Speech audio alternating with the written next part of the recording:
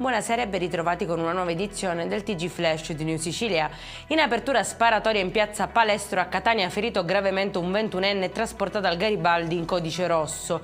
Sul posto la polizia che ha transennato l'area e la scientifica per effettuare i rilievi. Cade l'aggravante della premeditazione, ma Francesco Lupo resta in carcere. Così ha deciso il Tribunale del riesame per il 30enne accusato del tentato omicidio di un operaio Reset, raggiunto da 4 colpi di pistola davanti al cimitero dei Rotoli di Palermo lo scorso 22 dicembre. Nel frattempo la polizia è a caccia dei 2 presunti complici.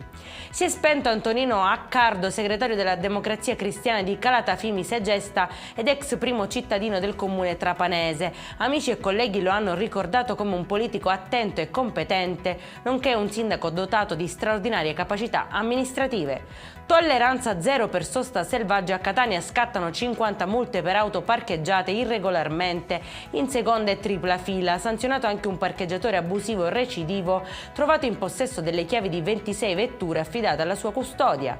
È in chiusura il meteo per la giornata di domani, tempo stabile e soleggiato ovunque. La protezione civile regionale non ha comunicato alcuno stato d'allerta. Siracusa sarà la provincia più calda con una massima di 22 gradi.